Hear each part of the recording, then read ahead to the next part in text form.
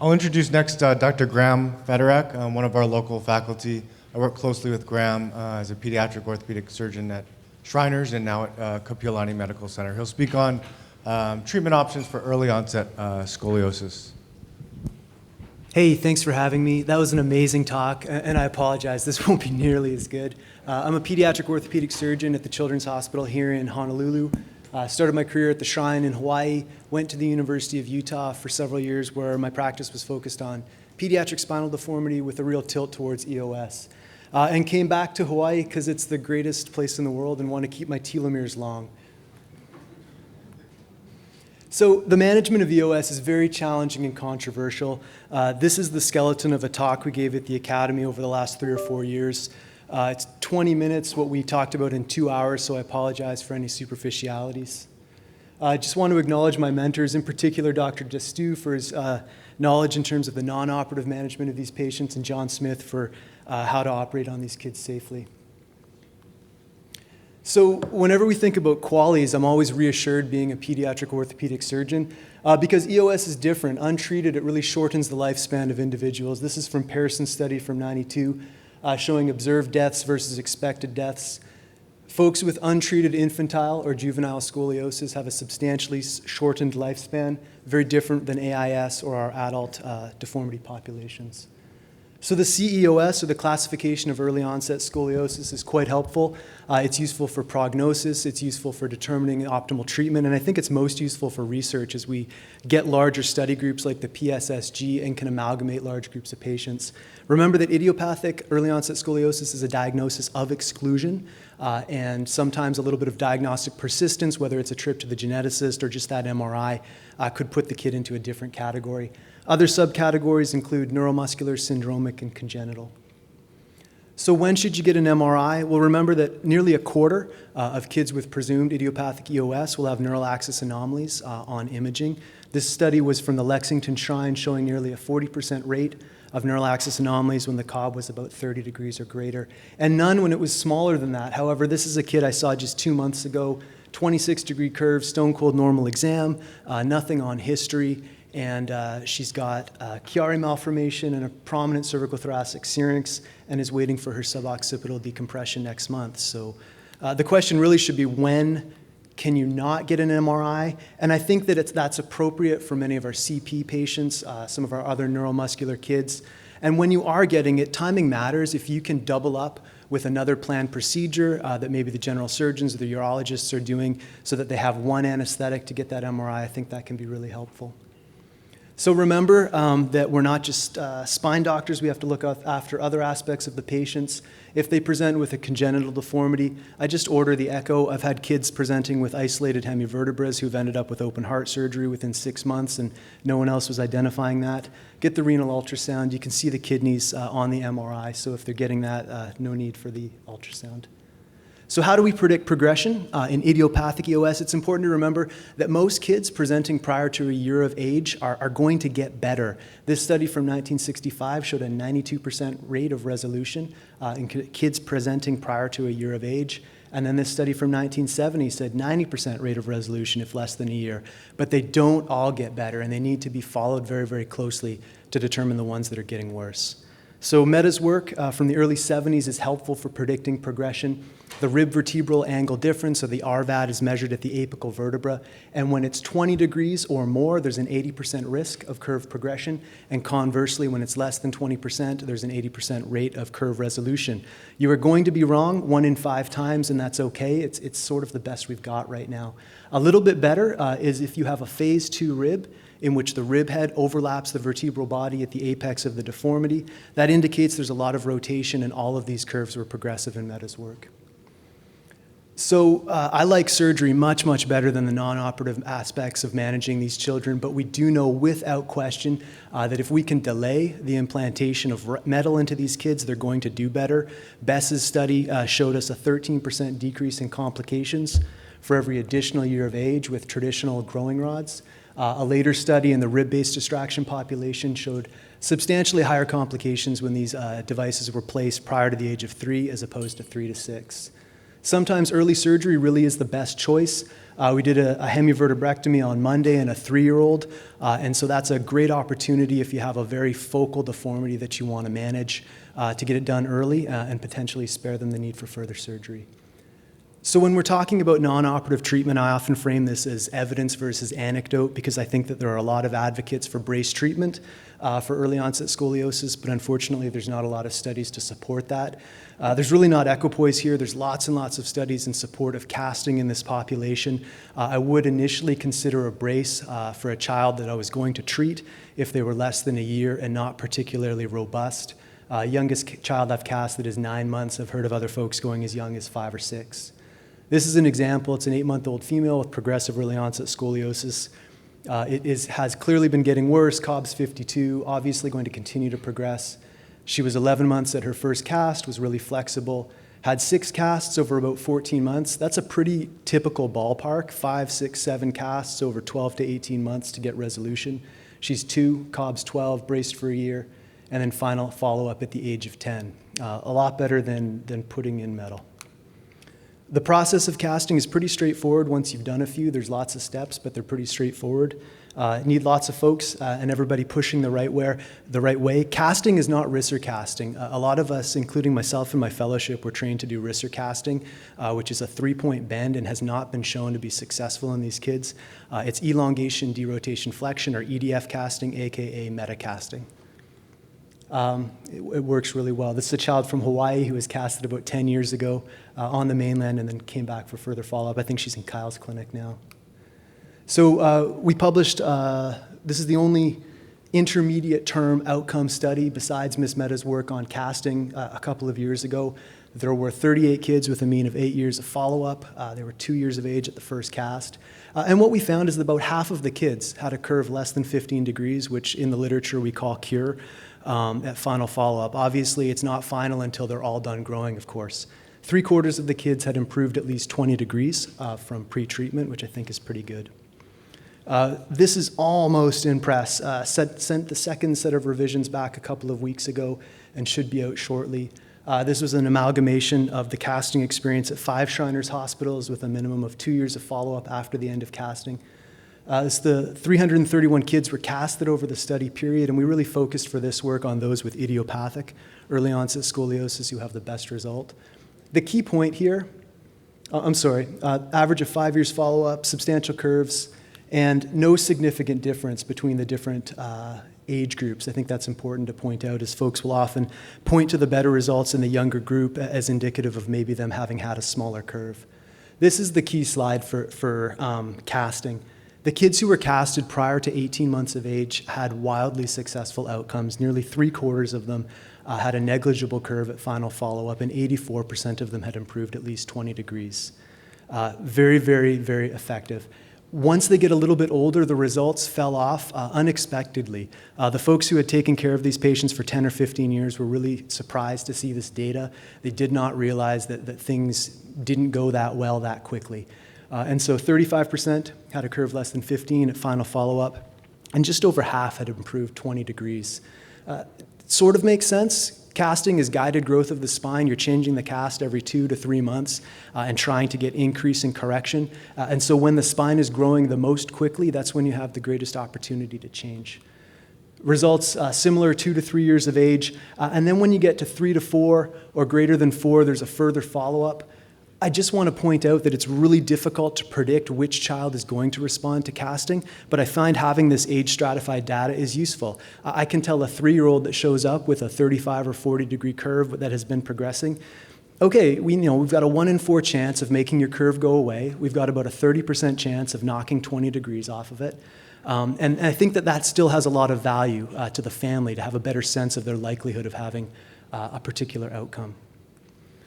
So most effective casting when it's in younger children with smaller curves, and the ideal is really to get to them before 18 months of age. So if you have a child that shows up at 14 months of age, the correct answer is not to see them in 6 months and see whether it's got worse. It's probably to try to make a decision sooner. Which child responds to casting can be very surprising. I think it's worthwhile giving them a chance. Sometimes for the non-idiopathic patients, like this child with congenital scoliosis, a patient of my partner's, we're just buying time, and certainly the results are not nearly as good in the non-idiopathic population. This girl lets us cast her awake in the clinic, and she's doing really, really well, 2 years into casting now, planned for surgery next year. So casting's rewarding, but it's like clubfoot casting with the Ponseti technique. It works really, really well, but it's not nearly as fun as doing the surgery. Delay is your friend, but sometimes you cannot delay. This is a patient of my partner's, Dr. Burkhalter's, 14 months old, arthrogryposis, 110-degree curve. Thoracic insufficiency syndrome is real, as Dr. Campbell taught all of us, and the lungs are going to need space to grow. So cases like this obviously need surgery. This goes back to that early death in these patients when they're untreated. There's really no good options in this population, and we'll talk a little bit about some of them. In this instance, rib-to-spine instrumentation was placed. There were multiple lengthenings. There was a revision. They were holding the fort at age 5. You can see those upper hooks have been revised and then transitioned to an MCGR when that became available at the age of 7. These kids, again, hard to manage, but the alternative is a severe restrictive lung disease and early death.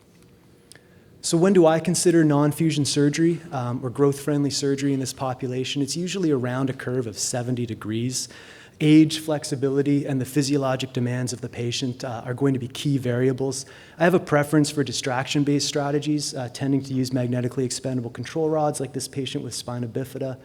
I'm warming to the idea of sort of the modern Lukey trolley or a Schilla-type growth guidance technique. We've done 3 Schilla cases this past year.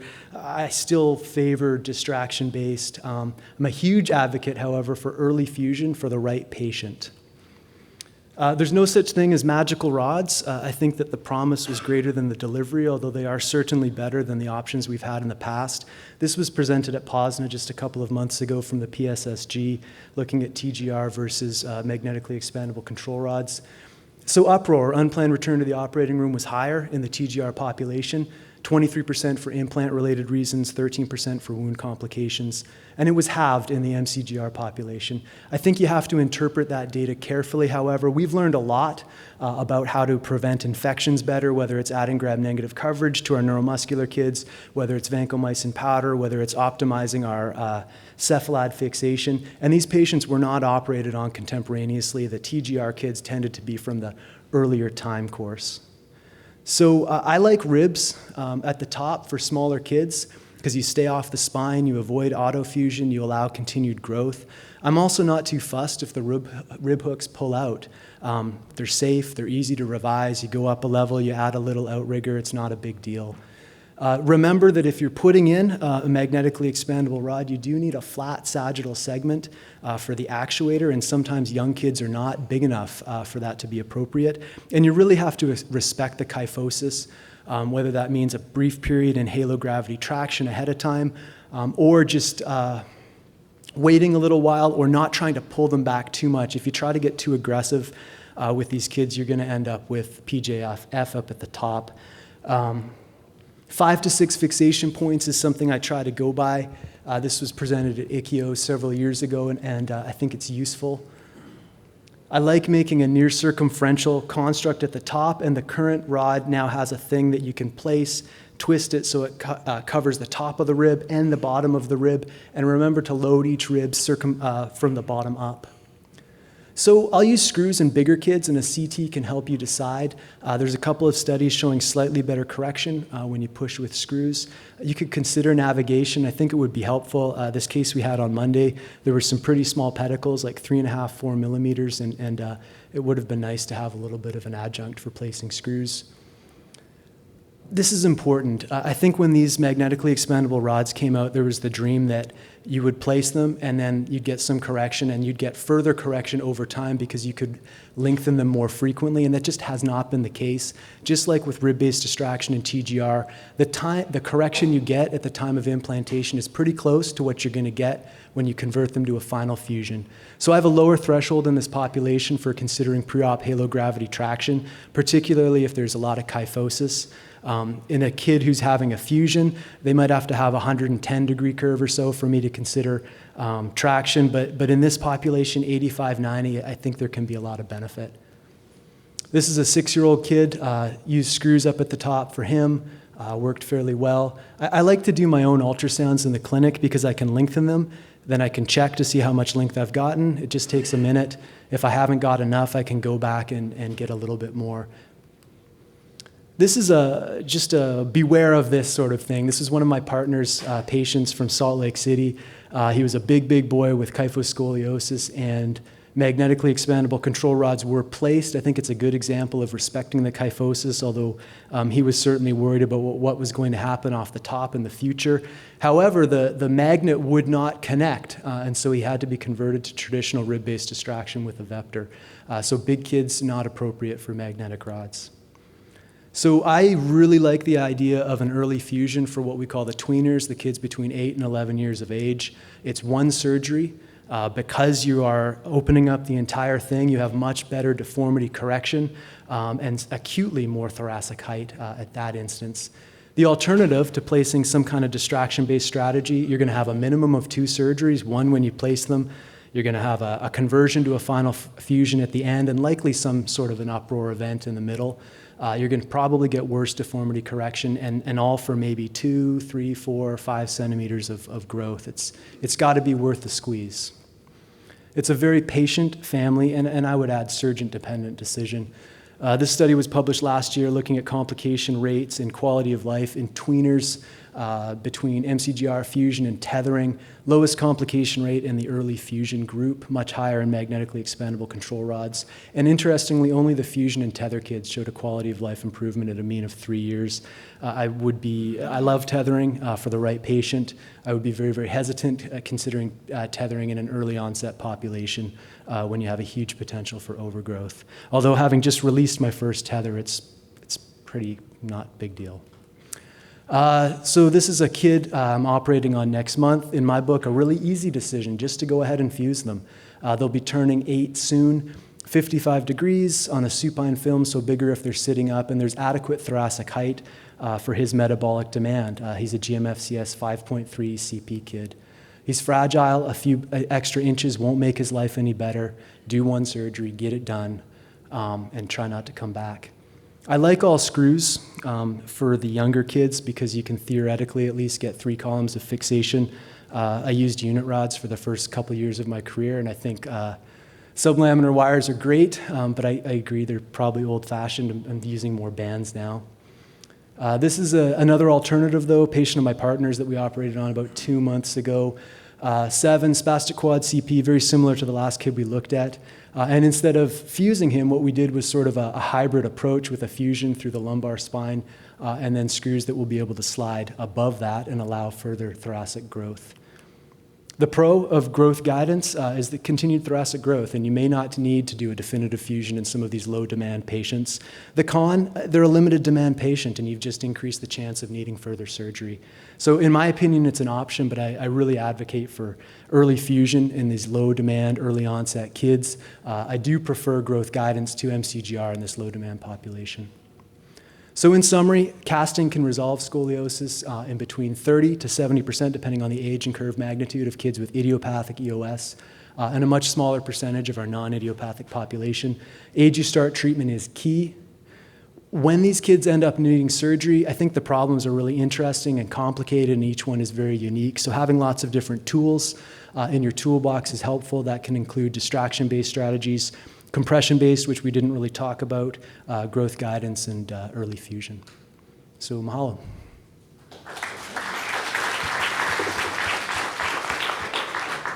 And last year when I asked how many people did casting, there was like 1 person that put their hand up. So I assume most of you folks don't take care of 4 and 5-year-olds.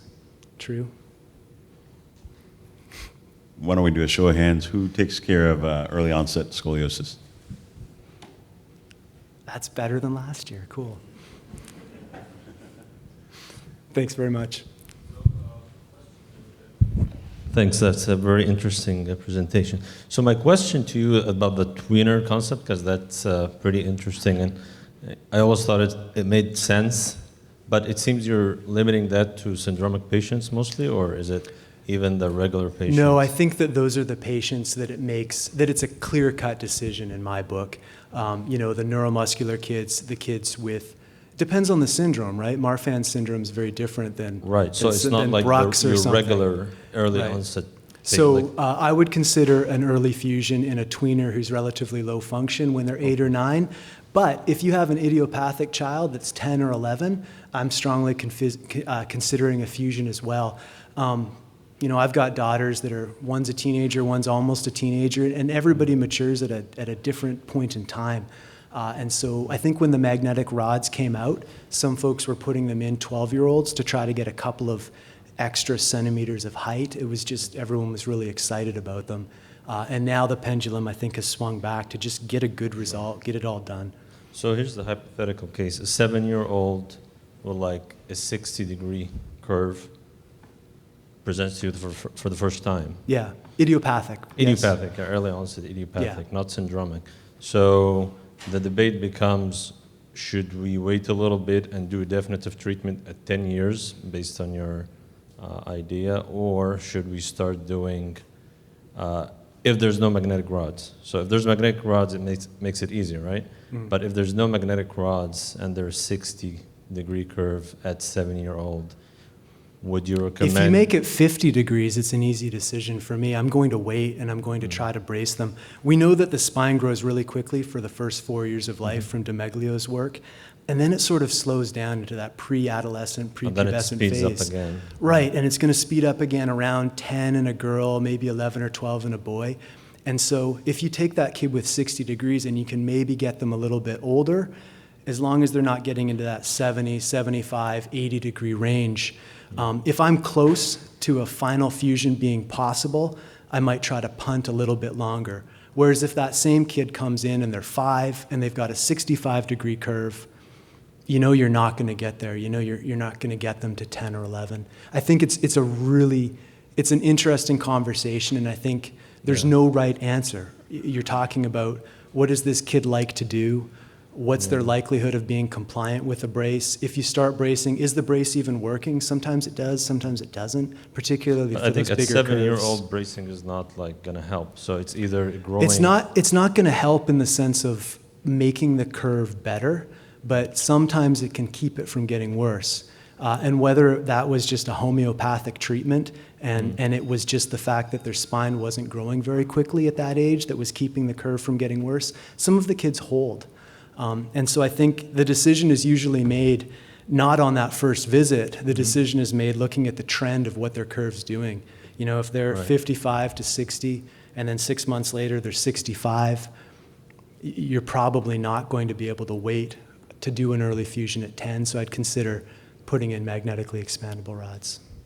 Okay, so to make it harder, if there's no magnetically expanding rods and you have to go every 6 months to do distraction, what would you What would prefer? I do? I'd Yeah. consider a growth guidance technique as another Still, alternative, right? Yeah, And in order for Shield, that to be whatever. effective, you have to really have a curve that's flexible and you can get that apical control and swing it over. We've pushed our luck with one kid so far this year and we've had to revise it. It's the Schiller construct. It has to be the right kid to consider it. So that is an alternative as well. And it's just a matter of having all of those in your toolbox, I think, and talking with families about them. No right answer. Okay, thank you. Thanks. I have a question. It's a great presentation. I completely agree with you about the fusion for the tweener with low demand. Yeah. And the problem I get is a terrible pushback from families. Basically, they say, oh, no, we want our kid to grow. And I say, listen, this extra inch is really not going to make a difference. Yeah. Realistically, I get about 20% of patients who I propose a fusion at this point to actually undergo the fusion. And the other alternatives have a very prominent profile on social media and et cetera. And they say, no, this is what I want. I want the magnetic rod. I want this and that. In your practice, how do you have the same problem? How do you tackle Absolutely, yeah. And yes, social media is really interesting, right? Because it's pretty influential and people are posting the great results and the bad results and not necessarily the average results.